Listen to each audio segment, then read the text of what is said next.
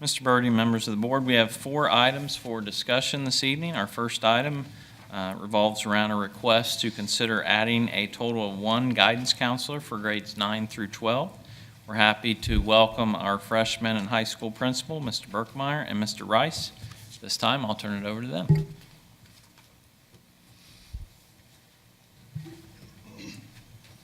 Thank you again for having us here this evening.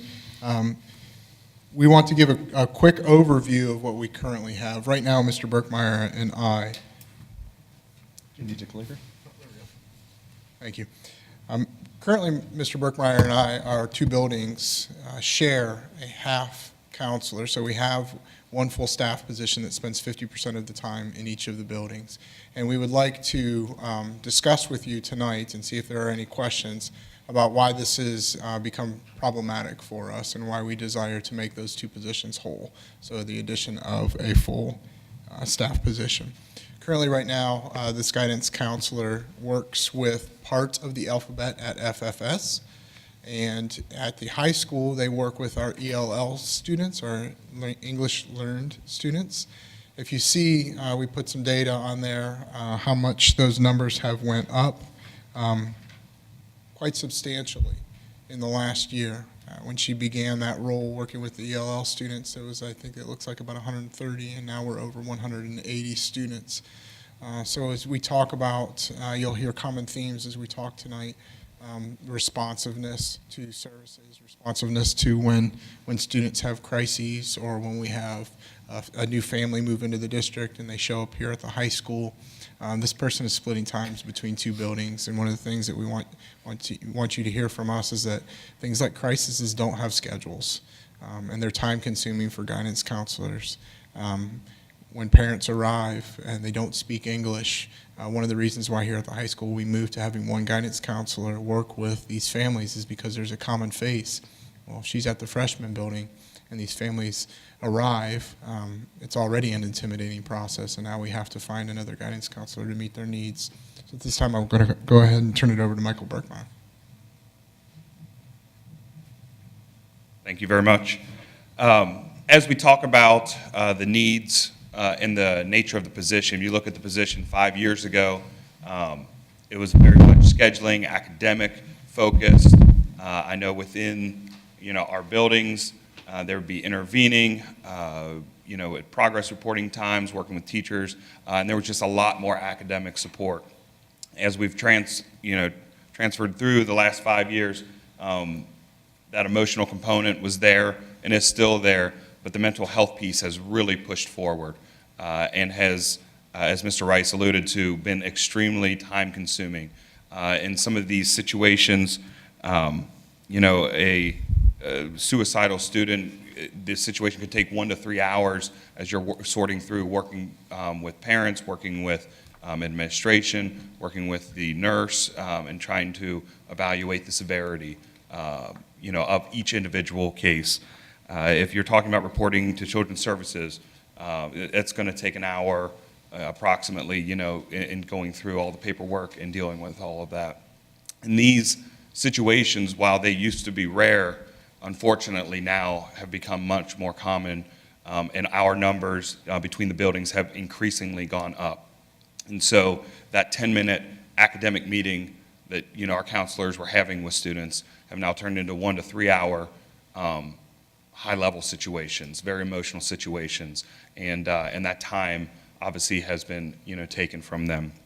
The American School Counselor Association recommends 250 to 1, that ratio within the high school setting.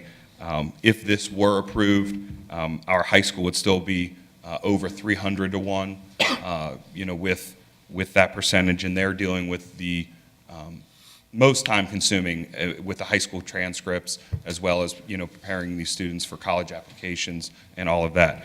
Even if this were approved, the freshman school would be about 400 to 1. So while it would help, obviously, and it is much needed, we're still not even at that 250 to 1, even if it were to pass. So saying that, as we look and move forward, what it would mean for the freshman school specifically, it would be a huge impact. Right now, as Mr. Rice alluded to, we have 1.5 counselors in our building. When that half is not there, our one takes on that entire half. And there is a relationship piece that is not there. But we all do our jobs and we all help. But I know right now, like within our building, that one is extremely overwhelmed when you have that entire half when that other counselor is not there. But what it would mean is, obviously, as I alluded to, more academic interventions and advising, having conversations with students about GPA, state testing, college opportunities, academic requirements. These are extremely important conversations to have and extremely important interventions, but they're not as important as the mental health emergencies that we deal with. And so these do take a back seat, and our counselors do not have time, as they did before, to have these conversations and interventions. Likewise, providing more supports about anxiety, social media, organization, test-taking strategies, self-care, academic opportunities, planning for the future for individuals, small group, and class presentations. So being able to be, as I would call, more proactive in these situations, and being able to reach out and educate and talk with and meet with before those serious situations arise, before a student has failed. And unfortunately, within our buildings, the failure numbers have continued to rise, and we're hopeful that this addition of half will cut into the mental health component that we've been dealing with, as well as the academic component that we've been dealing with. It is extremely needed. And then, like I said, providing more support to some of the student groups that we have within our building. So that is the tremendous impact that half position would have within our building.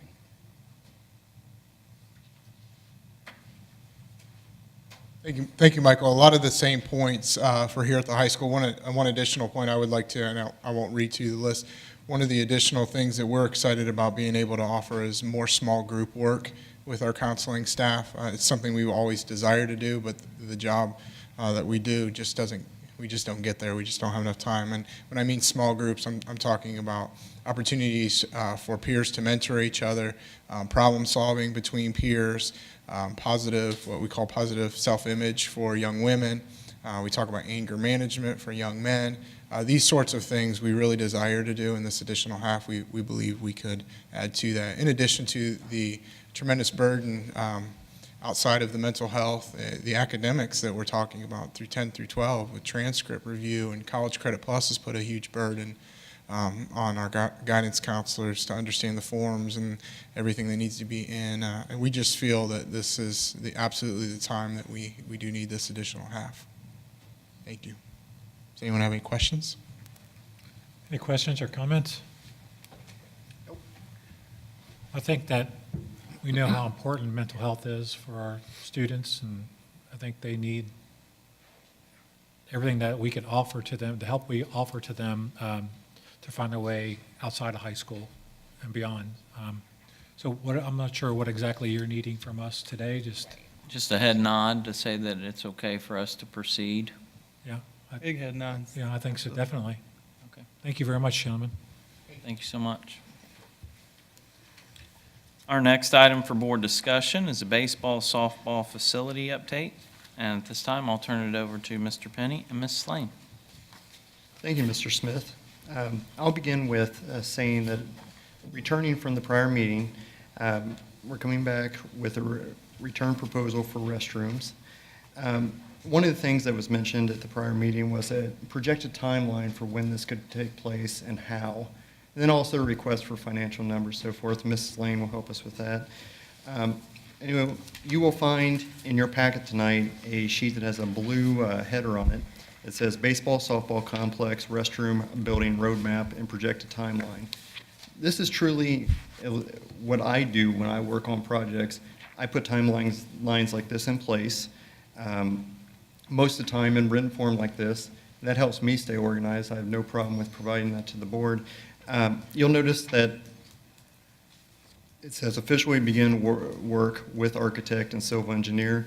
We've been doing some light work behind the scenes to try to get things figured out and get the preliminary drawings that you saw last meeting in front of you. But we haven't actually started official work with an architect or a civil engineer because we haven't spent any money on this project at this point. That's something that if a head nod is given or support is given towards moving forward with the restroom, that's something that we'll begin engaging in immediately. Going down through, and I'll try not to go through every single one of these because I know you can follow the chart that I have set up.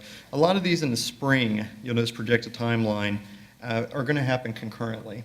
And they have a lot of things or triggers. I talk about triggers a lot in phases, but in my line of work. But some of these things happen concurrently, but they have outside variables that impact them. For instance, site utility plan, survey completed by civil engineer. We need to make sure that we can, first off, build in that location from a permitting standpoint, from a city standpoint, and the city would like us to actually have information further than just discussion that they can review, and that's where the civil engineer comes in. The other thing, and you'll notice line 3 on here, says submit site utility plan to Fairfield City for review.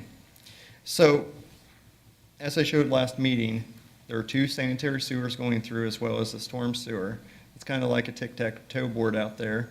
And if something happens, we submit the plans to the city, and they say, well, based on what we found and what we're comfortable with as far as you building close to these utilities, we need you to move this restroom building X amount of feet off these utilities. Well, that might put the restroom in a situation that's objectionable for us. At that point, that'll trigger a conversation to where's another alternate space beyond the one last board meeting I gave a primary location, a secondary location, but depending on what comes out of this, we might find there might have to be another location found, and at that point, that discussion will be had. Moving on from that, ultimately we'll have an architect develop construction and bid documents, return to the board for permission or authorization from Mrs. Lane to go out for bid, and then we'll evaluate the bid, bring it back to the Board of Education for approval, and then we'll begin the construction process. And then the goal is, by the end of fall, we will have a restroom, if that is the board's will, we will have a restroom at the baseball stadium. So when I say stadium, the complex. So those are our goals. They're realistic timelines, but there are variables that are dependent on us doing it within this time frame. So the spring's going to be very important to us, and depending on if there's any roadblocks, there's usually roadblocks with any project, but hopefully they're very small roadblocks that are not time-consuming roadblocks that require additional revision of plans, things like that. And also, talking with the city, there's a lot of plans coming in right now for review based on the fact that it's spring and people are getting, residential as well as commercial, are getting ready to ramp up for building. But these are kind of the projected timelines that we see. The one other thing I wanted to mention this evening that was discussed at the last meeting was the current concession stands press boxes. If we move forward with the restroom and we leave those intact, there's been things that have been brought to light regarding the real need for water and sewage out at those facilities. Ultimately, the sewage is for the wastewater, and that would be per code. You have water going out, you have to have appropriate wastewater. Or water going to the facility, you have to have appropriate wastewater going out of the facility. Things, for instance, like ice packs, things like that require water that, or even bringing ice across a very large complex to get back to the baseball field or softball side of things. So that's something that we feel pretty strongly about, that's something we need to look into doing and also putting in place. The numbers I had last time budgetary-wise was $45,000 to $50,000. A lot of that had to do with the elevation or pumping station that needed to take place to get the wastewater back across that baseball field. I apologize, I'm not gifted with words this evening. The creek at Creekside. So those are the things that from the water side we feel strongly with moving forward, and then from the restroom side that we're proposing. Mrs. Lane, if you would like to cover the financial portion at this time. So I believe there was some discussion at the last meeting about the impact on the forecast for this facility upgrade. And I wanted to let the board know or remind you, there was about $317,000 that we put in the forecast, kind of as a estimate of what we thought it might cost the district out of the general fund. That money is projected, and that was projected to be spent this fiscal year, so by the end of June. From what Joe's timeline is showing us, we may have to appropriate some of that money for next year. So I will adjust the forecast to reflect the possibility of when those invoices come due and when they're actually paid, could be out of next year's money. So the estimate that we have in there is more than enough, I believe, for what we have planned to do. There may be a little money left over. In fact, we may not use it all, just depending on what needs to be done. Any questions? Well, I would imagine that most of the cost is going to be on the construction end of it, and that's going to happen after July 1, as far as those bills coming in? Depends. Depends on how quickly they bill us. What gets done, because we're finished in May this school year, maybe and we have good weather, maybe they'll pick things up quicker. The only question I have on the timing of the construction, would it be so that it doesn't interrupt the normal activities that go on over there? Yes. The spring and through this baseball season is when a lot of this preliminary things are going to be put in place. Depending on how quickly things go, I'm not 100% sure we could get out there before the actual baseball season completed for the school to get moving. I may eat my words, but at the same time, we will not do anything that would interrupt. The next item that I'll be talking about this evening is paving project, and part of that will be redoing the loop around there because of the construction we've had, the walking path. I'm not trying to transition to that quite yet, but what I was going to say is that project, if we move forward with the restroom, would be part of the paving project, but at the same time hold, if that makes any sense. So everything is going to be, in a perfect world, it's all going to be time sensitive, and it's going to layer and phase on each other. So. Mrs. Lane, for clarification, the $317,000 you mentioned is appropriated for this type of project? In other words, we've already paid or accounted for the monies for the work already done to the baseball fields? So part of the project was paid out of the athletic fund based on a donation that was received there. So not all of the construction costs for this is coming out of general fund. The share that we have to estimate is what we thought, $317,000, depending on what the board wanted to do with the restroom concession facility.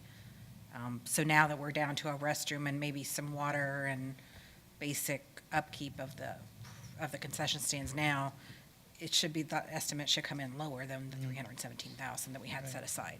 Okay. Yeah, but a lot of the work has already been paid for by the athletic fund, which is not that's not part of the forecast that's presented to the board. Answer your question. Mhm. Shorter? I'm good. I think that, this sounds feasible. So we talked about some options as far as we're going to go with storage and restrooms or concessions. Or we sort of said we were just interested in the restroom, I'm just interested in the restroom. right? I mean, did you get that from our last meeting, Mr. Penny? That's what I absorbed from our last meeting, yes. Okay. That's correct. All right. Is that what you remember, Mr. Hare? Yes.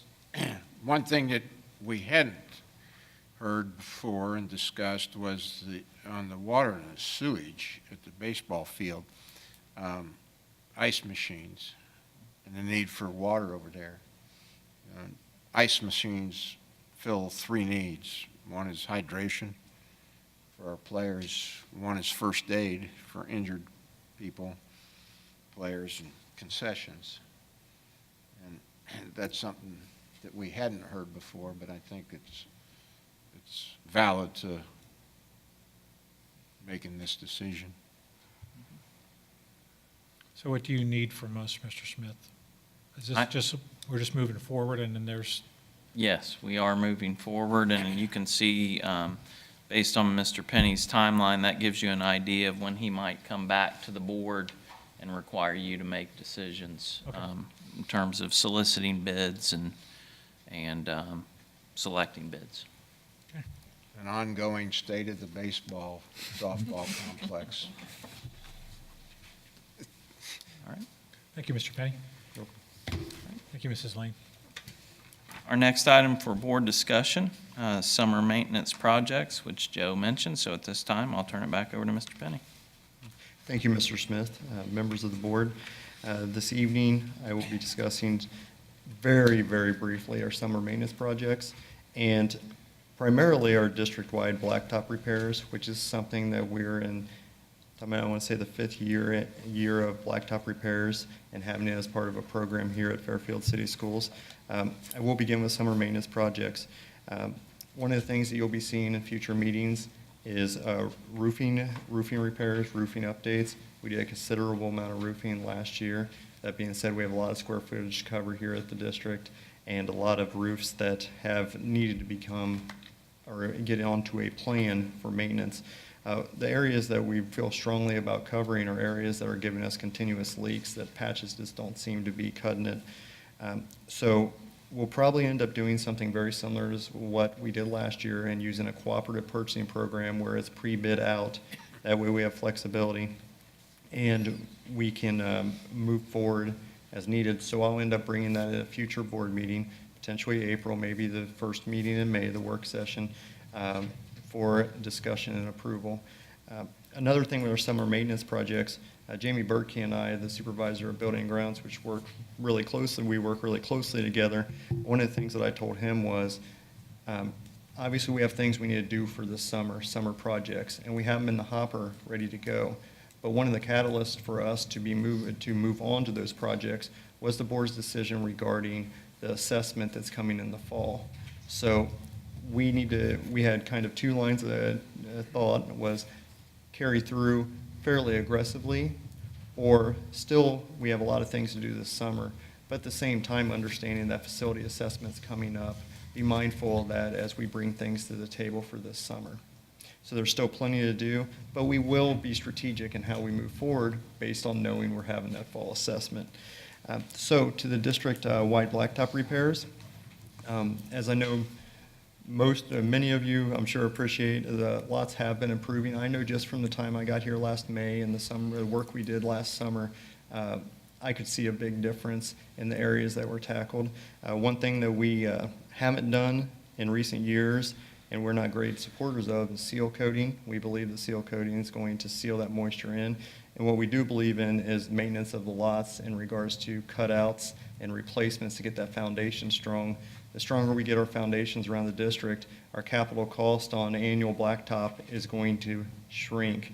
Now, obviously, we can't control winters and having extreme temperatures, just like ODOT's dealing with on the highways, high temperatures, low temperatures, and those variances do create headaches for anyone that has pavement anywhere, home or at a school district or out in ODOT land. But this year, we're going to be tackling certain areas of the lot and doing some cutouts, doing basic repairs. So we're covering another portion of the high school. The high school lot obviously is very large. We have high aims coming in August, and one of the things we want to get started on very early, right after school starts, is this lot up here because of the amount of traffic we'll have up here. And then also we want to make sure everything's perfect for this event and everyone coming in. So high school is going to be one of the focus areas. Creekside, we have some areas that we need to do some repairs in also. And then we have a small part at the FAB building, our district building. And then we're going to also look at doing striping in many of our areas. We know striping is not just for safety, but it's also aesthetically brings up the appearance of our facilities, which will build pride in what we're doing. And we're doing striping in north, east, west. I'm kind of rattling them off quickly. Northeast, west, south, Creekside, and the high school this year. So that's what I have tonight for the district blacktop update, I guess, and what we're doing, why we're doing it. And later on the agenda, there will be an item for board action for approval for Mrs. Lane to go out to advertise for bids for blacktop repairs. Do you have any questions? Any questions from Mr. Penny? I guess I have one question. With the amount of rain that we've had this year, have we seen any increased erosion? And do you think that we're going to have to expand our budget a little bit? Because this has been a very, very wet season, and we're seeing lots of issues with erosion. I'm just wondering, with blacktop repairs, it's nice to make the repairs, but if the foundation, What we have is we have someone come in and do an assessment of our actual lots. They help us draw up the bid specs, and this is someone that's been in the industry for a very long time, and that's where we got to the point of doing, in the past, before I got here, doing the cutouts, doing the replacements and so forth. So those are the type of things we're looking for. If there's something that's under the pavement that we just could not see based on maybe the erosion or the situation hasn't gotten to that level yet, we may miss it. And if we miss it, then we have flexibility with the way we're bidding to be able to look at taking care of that. But overall, these are the type of repairs that do strengthen that foundation for us on the lots. We don't want any mud coming up through the lots. At that point, then we're in a big mess. So. thank you. Any other questions? Thank you, Mr. Penny. All right, our next item for board discussion is number 4, board policies, and we have quite a few. At this time, I'll turn it over to Mr. Madden. Thank you, Mr. Smith. Mr. Birding, members of the board, there are 4 policies I'll briefly discuss with you in work session here. We have, first policy is on first aid, EBBA. Very little changes with that policy. Basically states, as a result of Senate Bill 216, that if we're not in compliance with that policy, we have to report that to ODE and to the board as well, and make recommendations on how we are going to become compliant. We are compliant with that to this date. All of our staff are trained in the use of the AED, and they're also, we have a first aid team in all of our buildings, so we are compliant with that particular policy. The next policy is policy EBC, Emergency Management and Safety Plans. Looks like there's been a lot of changes, and there's been a decent amount. I will say the strike-throughs on the back have really been moved to a regulation, so that's not totally gone. It's just part of a board regulation now versus a board policy. Other changes to this particular policy put us in, it just reiterates what the expectations are with the state. It states what types of plans we need to have in place, including hostage situations, bomb threats, and active shooter, which our plan does have all those plans in place to be able to address those different hazards. It states that it is a secure document from a public record. Our safety and security plans are not released to the public for review. It also talks about just other requirements that the plan has to have.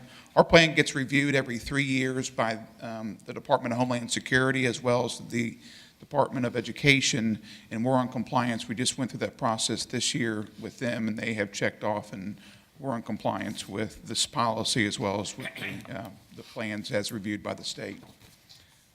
The other policy there is policy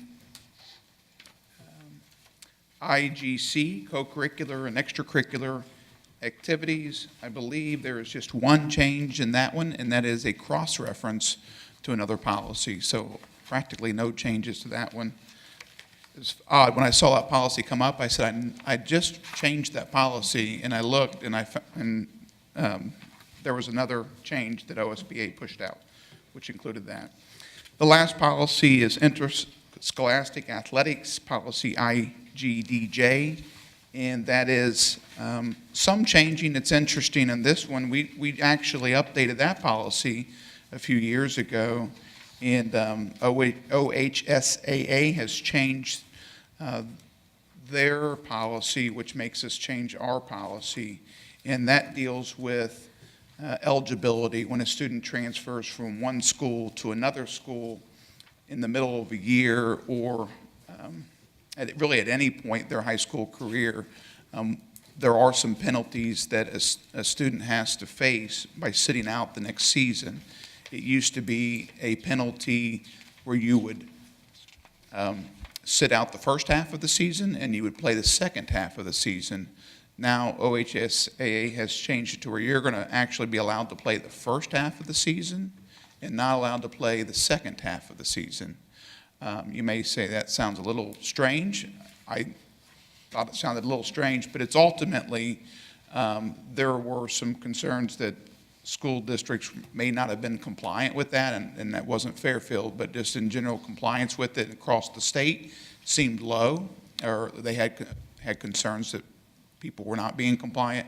And so they think the way it's done now, everyone's going to be compliant because no one's going to want to have their star athlete play the first half of the season and not the second half of the season. So it's really kind of a way to discourage transfers and also discourage anyone from not being compliant with the particular policy, to say, we really want to discourage it. And we talk about a transfer just real quickly. A transfer is not a student that moves from one school district to another. If I move into Fairfield and I'm coming from Lakota to Fairfield and I live here in Fairfield now and I'm a junior and I was a sophomore, that's not a penalty. A transfer is an open enrollment situation or a private school situation. Those are transfers. There's also a lot of exceptions. The policy doesn't list those exceptions, but the state does have exceptions to this whole process too. So that's the change in that policy for the athletic policy. Any questions about any of the policies? Thank you. Thank you. We do have one more policy, top of page 4, letter E, and I will turn it over to Mr. Martin for that policy. Thank you, Mr. Smith. You can never have too many policy revisions on a board agenda, I'm sure. This is policy JHG, and one of the things that's changing this policy is the name. It used to be called reporting child abuse, but a great deal of the policy deals with the mandatory training that the state says our employees must have. And so they've changed the name of the policy to reporting child abuse and mandatory training, because that is such an emphasis. There's really only 2 changes in the policy. Some of the wording has been switched around, and we brought it into compliance with the way we liked things worded. But the 2 basic changes, and this first one we're already doing, but we put in the policy that we will provide training on the board's harassment, intimidation, and bullying policy. That's already in place. The training is in place, but we wanted to mention that in our policy. And then the second change, and this is a new law as a result of a House bill that was passed late last year, and that is now, it used to be required that youth suicide awareness and prevention was also a unit that our teachers and others learned once every 5 years. They had to take that class. The legislature changed that to once every 2 years. So that training has to be done new to all staff members every 2 years. So we've added that into the policy. And then the only other changes are we've updated the legal references and added cross-references. Any questions about that policy? Questions for Mr. Martin? No, thank you. Thank you. you.